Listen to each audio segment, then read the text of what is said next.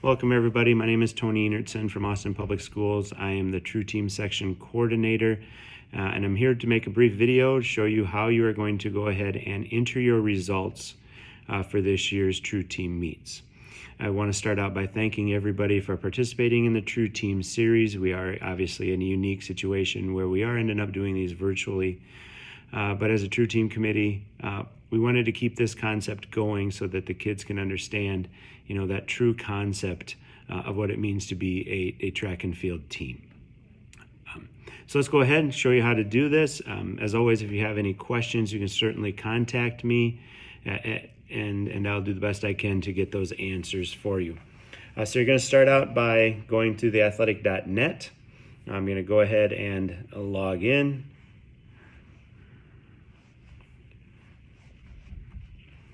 So you come to your team page, and you've seen the team page before. If you've logged into athletic.net before, you go ahead and click the track and field icon, and you go down to your calendar. Then your calendar, you should see one that says Sunday, May 16th or thereabouts.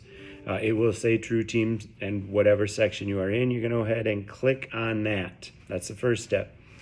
The next step, which is going to seem a little bit weird, but you are actually, all of you are going to be essentially meet managers, and it's the only way that we could make this work. So you're going to go ahead and click Manage Meet. Okay. Now, it's very important at this point that there's only a couple things that you need to click. So if you'll notice now, right up on the top, it says Run Meet. And you're going to go ahead and click where it says Run Meet. Once you do that, it will bring up this page. So now you'll see it says 0 of 52 meet events completed. That'll change as teams enter in there. But if you notice right underneath there, seating is highlighted, and then it says results. You're going to go ahead and click on where it says results. That's the first thing that you need to do.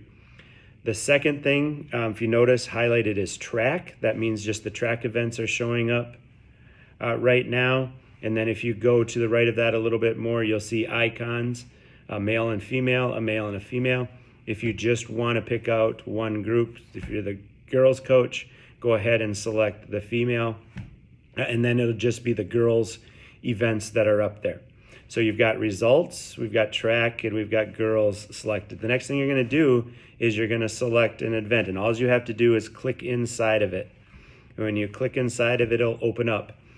If a heat hasn't been added already, if you're the first one to do it, or if enough teams have done it that another heat needs to be added, you're going to go ahead and click Add Heat, not Entry. You're going to click Add Heat, and you're going to get this screen.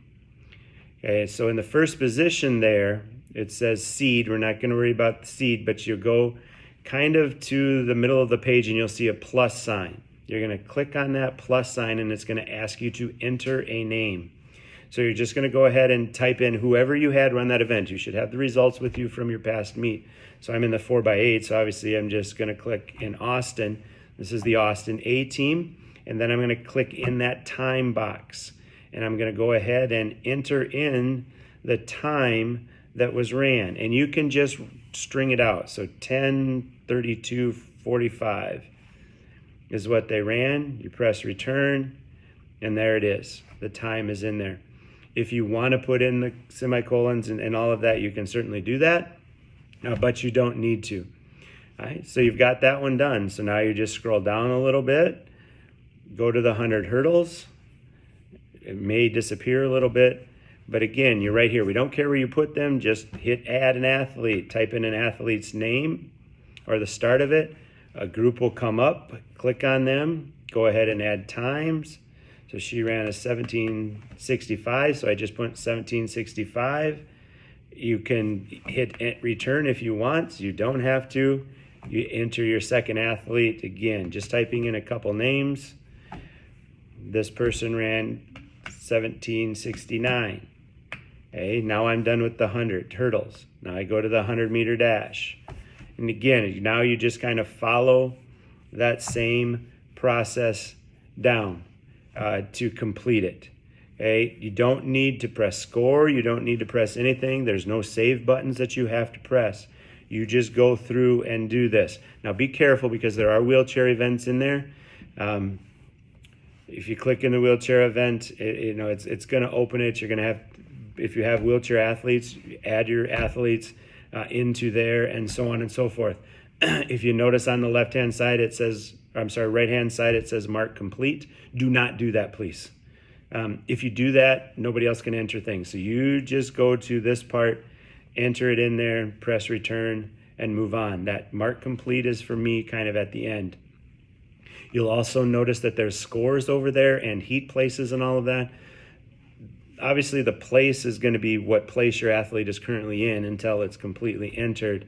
The points over there, that will not be done until I go through and do the results, because I have to figure out how many teams are in it, and so I know how to score the different events, as it's going to change depending on how many teams we have compete within your section.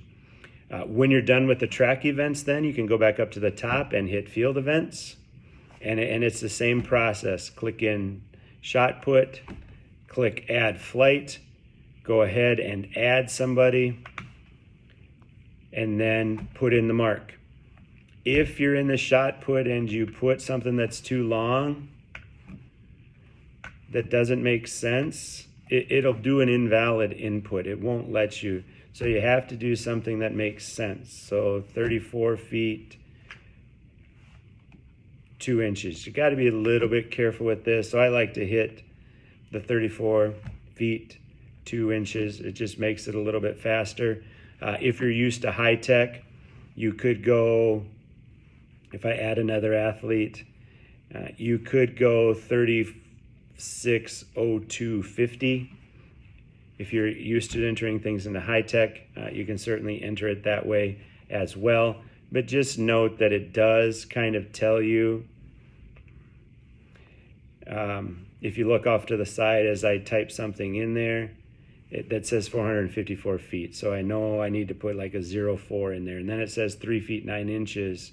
So then I have to kind of finish it off. So you just kind of check it off that way.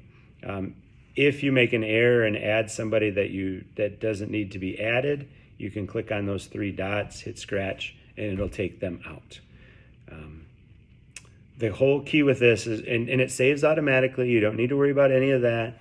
When you're done doing it, you just log out, and you don't need to worry about it anymore. So there it is. If you have any questions as you're going through this process, please do not hesitate to contact me. I'll put my contact information, both my phone number and my email below.